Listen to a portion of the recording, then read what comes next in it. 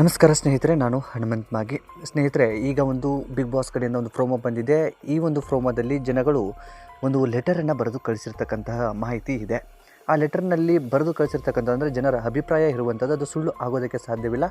ಆ ಒಂದು ಲೆಟರ್ ಯಾರ್ಯಾರಿಗೆ ಬರೆದಿದ್ದಾರೆ ಅನ್ನೋದು ಗಮನಿಸ್ತಾ ಹೋದರೆ, ಬಿಗ್ ಬಾಸ್ ಮನೆಯಲ್ಲಿರುವಂಥ ಪ್ರತಿಯೊಂದು ಸ್ಪರ್ಧೆಯ ಬಗ್ಗೆ ಜನರು ತಮ್ಮ ಅಭಿಪ್ರಾಯವನ್ನು ಮನೆಯಲ್ಲಿ ಅವರು ಹೇಗಿದ್ದಾರೆ ಎಂಬುದನ್ನು ಬರೆದು ಕಳಿಸಿರುವಂಥದ್ದು. ಅದರಲ್ಲಿ ಗಿಲ್ಲಿ ಈ ಒಂದು ಪತ್ರವನ್ನು ಓದ್ತಾ ಇರುವಂಥದ್ದು. ಸುದೀಪ್ ಗಿಲ್ಲಿ ಕೈಗೆ ಪತ್ರವನ್ನು ಕೊಟ್ಟು ಅದರಲ್ಲಿ ಮುಖ್ಯವಾಗಿ ಧ್ರುವ ಅವರ ವಿಷಯವನ್ನು, ಧ್ರುವ ಬಗ್ಗೆ ಏನು ಬರೆದಿದ್ದಾರೆ ಎಂಬುದನ್ನು ತಿಳಿಸಿ ಅಥವಾ ಓದಿ ಅನ್ನೋ ರೀತಿಯಲ್ಲಿ ಗಿಲ್ಲಿ ಹತ್ರ ವ್ಯಕ್ತಪಡಿಸ್ತಾರೆ. ಆಗ ಗಿಲ್ಲಿ ಆ ಒಂದು ಪತ್ರದಲ್ಲಿ ಬರೆದಿರ್ತಕ್ಕಂಥದ್ದು, ಜನರು ಬರೆದು ಕಳಿಸಿರ್ತಕ್ಕಂಥದ್ದನ್ನು ಗಿಲ್ಲಿ ಓದೋದಕ್ಕೆ ಪ್ರಾರಂಭಿಸ್ತಾನೆ.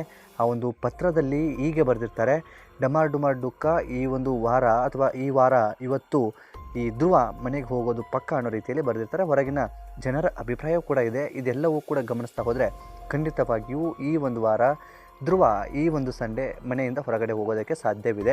ಸೊ ಹೊರಗಡೆ ಜನಗಳು ಓಟನ್ನು ನೀಡಿರೋದಕ್ಕೆ ಸಾಧ್ಯವಿರೋದಿಲ್ಲ. ಬದಲಿಗೆ ಈ ಒಂದು ವಾರ ಧ್ರುವ ಕೂಡ ಹೊರಗಡೆ ಬರುವಂತಹ ಸಾಧ್ಯತೆ ಹೆಚ್ಚಾಗಿದೆ. ಇನ್ನು ಈಗಾಗಲೇ ಚಂದ್ರಪ್ರಭಾ ಅವರು ಬಿಗ್ ಬಾಸ್ ಮನೆಯಿಂದ ಹೊರಗಡೆ ಬಂದು ಬಿಟ್ಟಿದ್ದಾರೆ. ಅದರ ಕುರಿತಾಗಿ ಏನಾಗಿರ್ಬೋದು ಎಂಬುದನ್ನು ಈ ಒಂದು ಎಪಿಸೋಡಲ್ಲಿ ಎಲ್ಲರೂ ಕೂಡ ನೋಡಬೇಕಾಗಿರ್ತಕ್ಕಂಥದ್ದು. ಸೊ ನಿಮ್ಮ ಪ್ರಕಾರ ಈ ಒಂದು ವಾರ ಧ್ರುವ ಹೊರಗಡೆ ಬರ್ತಾರಾ ಅಥವಾ ಮನೆಯಲ್ಲೇ ಇರ್ತಾರಾ ಎಂಬುದನ್ನು ಕಾಮೆಂಟ್ ಬಾಕ್ಸಲ್ಲಿ ಮೆನ್ಷನ್ ಮಾಡಿ. ಆದಷ್ಟು ಈ ವಿಡಿಯೋನ ನಿಮ್ಮ ಫ್ರೆಂಡ್ಸ್ ಹಾಗೂ ಫ್ಯಾಮಿಲಿಗೂ ಕೂಡ ಶೇರ್ ಮಾಡಿ.